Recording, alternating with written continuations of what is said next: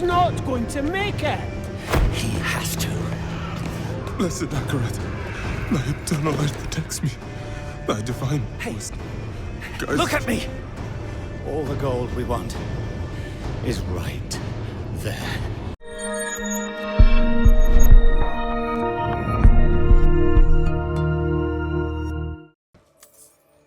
The world of Sanctuary is, by design, a pretty unpleasant place. From the frozen climbs of fractured peaks to the murky swamps of Hawezar, there's little respite from the doom and gloom of simply existing in this realm. It's a cloak of despair that Diablo 4 wears well, draping its world in an all-pervading dankness that really makes you question whether there's any point saving it at all, but save it you must, for you are the Wanderer, a lone hero, sort of, bound by blood to Lilith, the daughter of hatred and mother of Sanctuary, the demonic queen who created this world and may ultimately destroy it.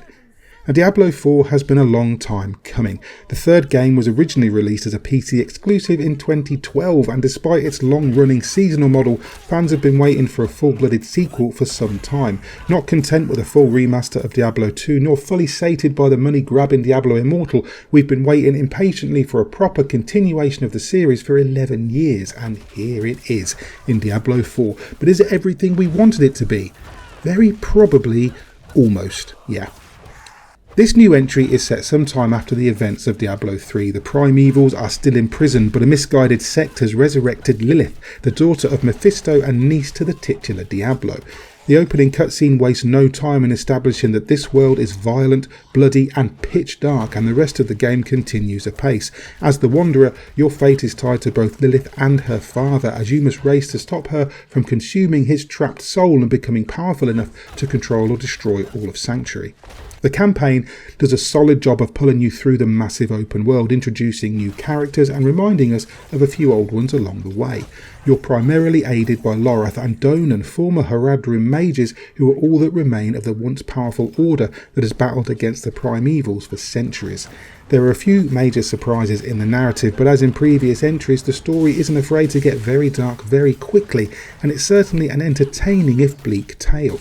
The action will shift into cutscenes quite often, offering much more of a cohesive plot than previous games, but now and then you'll be treated to a full CGI cinematic, and each one is, as usual, breathtakingly well made. Of course, this being Diablo 4, the story is secondary to the gameplay in every way. Those familiar with the series or the genre will know what to expect. You create your character from one of 5 classes and begin as a lowly nobody who'll eventually become a god-slaying powerhouse regardless of class. The campaign leads you from place to place, completing multi-branching quests within a 6-act arc, but dozens and dozens of side quests, world events, hidden shrines, altars, dungeons, cellars will vie for your attention every step of the way. Diablo 4 is a huge game. Indeed, Sanctuary is a huge world, and even after almost 35 hours with the campaign finished, I hadn't uncovered all of the map when I jumped into the endgame. Blizzard have promised that each of their upcoming seasons will have a new theme and self-contained story, which will revisit areas all over Sanctuary, but there are lots of reasons to simply explore. There's 120 optional dungeons, for a start, each one quite large, with multiple objectives and boss encounters that reward powerful loot and aspects, which are unique effects you can apply to your gear to make it legendary. Added to this are single room cellars and sprawling strongholds. These strongholds, such as the village of Nostrava, are long form, higher level challenges, but well worth doing for the loot and renown they grant. Renown is a measure of your overall fame in each of Sanctuary's main areas, and is earned mainly through exploring and uncovering fast travel waypoints or the hidden altars of Lilith. It's worth grinding too, as Renown grants things like skill points and extra health potions for all your characters. It's hard to talk too much about the loot economy at this point. The build we played for review wasn't the final version. For example, the real money storefront wasn't live or even present, though we were given a glimpse of how it should work.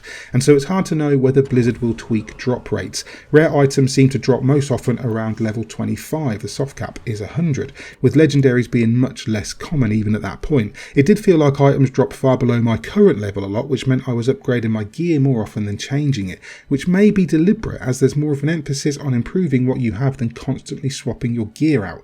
The transmog system allows you to break down any new item to unlock it as a cosmetic skin, so you won't get bored of looking at that same set of armour for hours.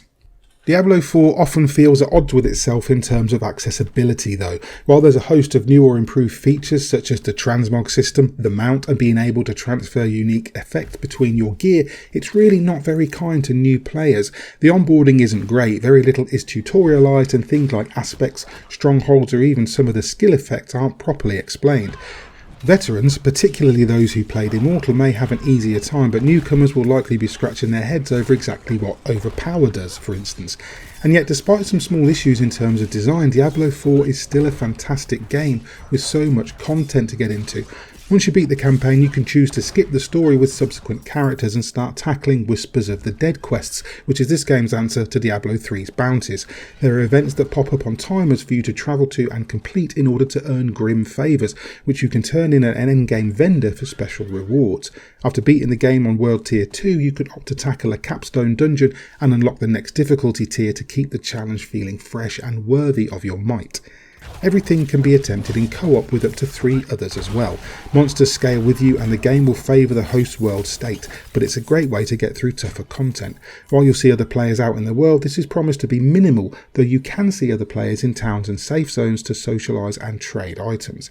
Interestingly, the difficulty scales with you in every area, so even returning to Fractured Peaks at level 50 won't be a total pushover. It's a great way to ensure that nothing ever feels trivialised, and even if it does get too easy, you can always up the world tier or grind strongholds and world bosses. If there's one huge glaring issue though, it's the forced online aspect. In real terms, there's no reason for this game to have an always online requirement. It may help Blizzard track analytics and will certainly ensure that the storefront and battle pass are ever present, but in terms of benefit to the player, well, there is none. If anything, it causes issues with stability and performance. Although Blizzard assures us that crashes and rubber banding won't occur when the servers are live at launch, I'm not 100% convinced. Without an always online requirement, these things wouldn't be an issue at all. It's especially frustrating as a solo player who isn't interested in microtransactions that you'll be forced into a suboptimal environment for reasons that even Blizzard can't fully explain with a straight face. Sadly, this aspect simply holds back what is otherwise an excellent game. I played through with a barbarian, having taken a rogue and necromancer to level 20 during the beta test, and then I jumped in again as a druid after I finished the campaign, and I can honestly say that every class so far feels great. There's so much build variety that I was constantly respeccing my skills and adjusting my character, eventually settling on a Thorns Bleed build that made mincemeat out of almost anything, yet it never felt super easy on World Tier 2. It's also a stunning game. The atmosphere is exceptional throughout, each area truly standing out with its own personality and ambience. From the frozen north to the deserts of Caldeum, from Kejhistan to swampy Hawezar, it never stops impressing. Even individual dungeons, caves and towns feel different, and while many enemies are recoloured later, there's a rich variety of design. But perhaps more impressive than the visuals is the sound design. Not only does every score evoke a sense of the grandiose and the macabre, but the ambient sound is also spectacular. Playing with headphones, you can't help but be immersed. Corridors echo with faint cries for help, creatures scurry in the shadows, growls and howls peal across the walls towards you. Outside, the wind and rain lash the world as fires crackle and ancient signs creak in protest against the weather. It's some of the best sound design in the genre and never fails to convey the grim essence of Sanctuary. Whatever your views on the online element or the premium store when it goes live, it's hard to argue that Blizzard has built a game for the fans. Newcomers will muddle through and eventually pick it up, but veterans will feel right at home with Diablo 4. Despite a few odd design choices and a campaign that arguably goes on a few quests too long, there's so much here to get into that it's difficult to muster any real complaints where the gameplay is concerned. Loot economy and build diversity are impossible to really analyse until after launch when more people are in the endgame sharing details, but it's unlikely to disappoint at release. Diablo 4 is no great evolution of the franchise, but it's a solid entry nonetheless. It may not reinvent the wheel, but what it adds to the experience is mostly very welcome. There's more scope for building a character truly unique to you, more content than any game in the series has ever offered at launch, and it's a hugely addictive, rewarding gameplay loop that will continue to evolve season after season. If you can make your peace with the online element and get your head around some of its more complex systems, Diablo 4 is an incredible adventure in a dark, compelling world, and for that reason I'm going to score it a 9 out of 10.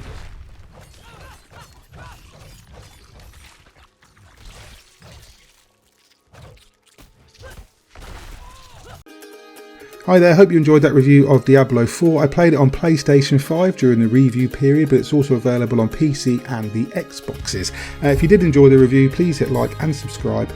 Maybe tag that bell icon too, so you're kept up to date with everything we post going forward. And if you want to support us via Patreon, you go ahead and do that. We appreciate everything that you guys do for us. In the meantime, I've been Hawezar for God is a Geek, and you guys have been lovely. Bye.